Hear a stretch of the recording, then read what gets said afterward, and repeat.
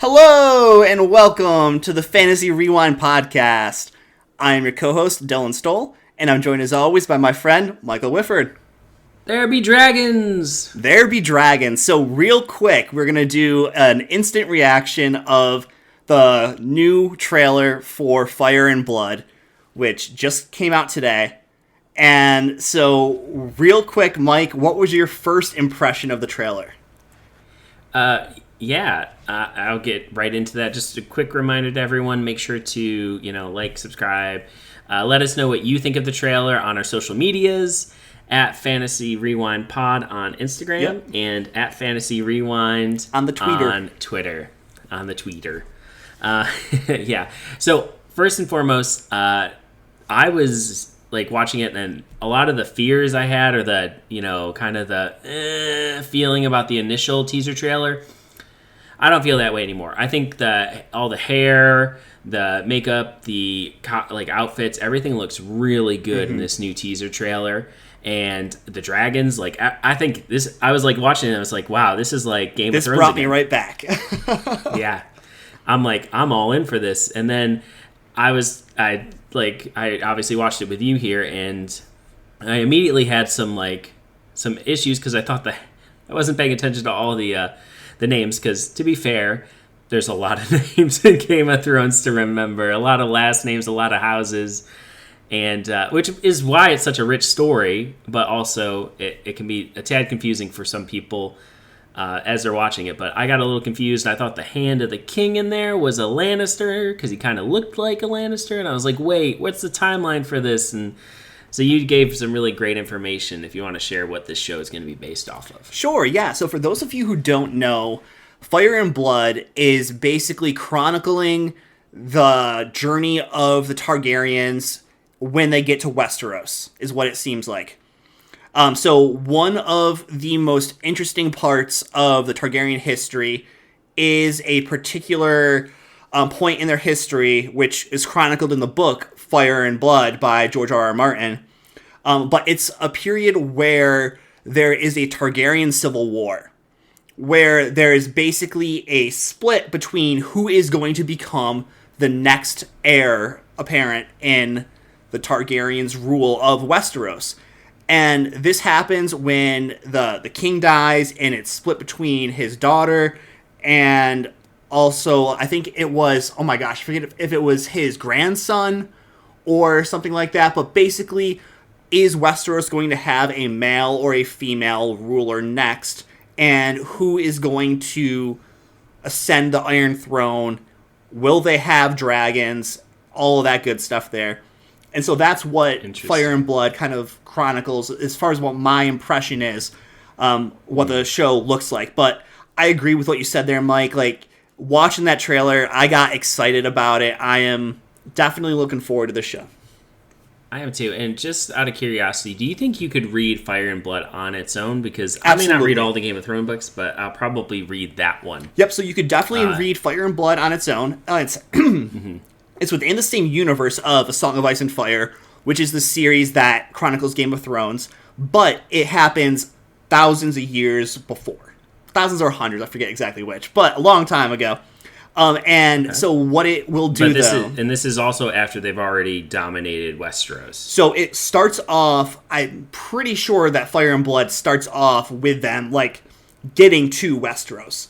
And, how they made the journey from the ruin of, I think it was Valyria, where there was the Doom that happened, and it doesn't really explain what the Doom really is. Yeah, but I think that's a big mystery. They come over with Corlys Velaryon, who's the Sea Snake, who is the black guy with dreads that you see in the show. The Sea Snake. Yeah, so they call him the Sea Snake because he is basically a ruthless pirate. And, so he kind of builds his, riches and trades on that. But you see him in the trailer a lot. They throw some names at you that you've heard before. You get a Stark bending the knee. You get a Baratheon bending the knee. You get these famous houses that you're familiar with from Game of Thrones. Because a lot of the names that you'll see in Fire and Blood, or at least in the book Fire and Blood, are not necessarily the same prominent houses from the time of Game of Thrones. Like the Hand of the King if you watch the trailer with the captions on, it says Lord Hightower. And Mike's like, well, were the Hightowers in a Game of Thrones? And I actually don't know. I don't remember. But during this time, they were. The last name does sound familiar, but it's also kind of common name in fantasy. Yeah, like Hightower or something to do with a tower being your last name. Yeah. But yeah, I am very excited about this. I think that my fears with the wigs, it's not completely gone. Because, you know, it looked good in the trailer here, but again, this is just one little peek. I want to see how it looks at the actual product when you get all of the effects in their final form, because the dragons looked amazing, as I was expecting them to. Yeah. The landscapes of the cities looked awesome. And there are some notable actors in here, like Matt Smith and everything, who are good actors. He's there. He seems like he's just going to be such a great actor in the show. Like, I don't know if his character is supposed to be like evil or malevolent in any way, shape, or form, but he kind of gives those vibes a little bit, and I'm here for it. Oh yeah, like, you know, with Game of Thrones and Song of Ice and Fire, everyone's going to be gray. Like, there's no pure white knights, there's no pure evil people for the most part. There are some like Joffrey or the Mountain. Maybe stuff. Not evil, but mad might be a better description of that. But so basically what happens in Fire and Blood, and without getting too far into it, spoiler wise, is that I think her name is, oh my gosh, is it Rhaenyra or something? Rhaenyra Targaryen or something. She is meant to be the heir apparent for the king there. And that's what you get in the trailer. There's a little back and forth of they'll never let they'll never let a woman ascend the Iron Throne. But it does a really good job of setting that tone too. Yeah, so I think Matt Smith is playing the character who is the eldest male heir, and basically is gonna be like, no, it's mine. I'm gonna take the throne, and we'll have to see what happens in this battle, because it's been a while since I've read Fire and Blood. So I don't remember all of the details exactly, but I remember it was a great read. So definitely check that out if you have a few down moments. I will. In my ever-growing list of reading, I do just want to real quickly just go through some of the neat things I saw that I liked. I think it's going to be interesting to see because, like you said, there's this dynamic between the male heir and the female heir. And from what we saw in the trailer, it seemed like the male heir had the dragons, and because like with the female, like in the like palace, you never really got too much of that. But it was always him either holding the egg or at the end there with the torch, like going down and seeing the dragon. So I think it's going to be really interesting to see that, because I think, if I'm remembering correctly from Game of Thrones, Daenerys did talk about a little bit about this, and about how maybe after this event, like, the dragon started to change and shift and get smaller and smaller. So right, so there is talk within the books as well as within the show that once the Targaryens started to cage their dragons, the dragons started to shrink down smaller and smaller because they were being kept in captivity. They weren't able to roam free in the wilds. They weren't able to, fly under the sky. They were kept in that pit that, I don't know if you remember from a couple of the final seasons of Game of Thrones. It was like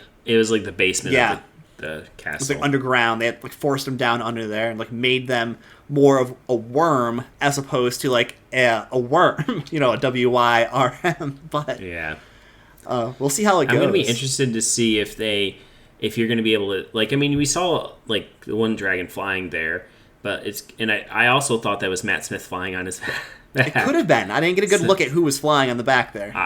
I kind of got that vibe. I kind of thought that was him. So I'm going to be, as I said, I'm going to be really interested to see if there's also a dynamic here between, because like, as I said, the girl heir is at the castle, and like I didn't really get too much of like the dragons there. It was more like the politics and like the men and. So if that is Rhaenyra, then she has a dragon.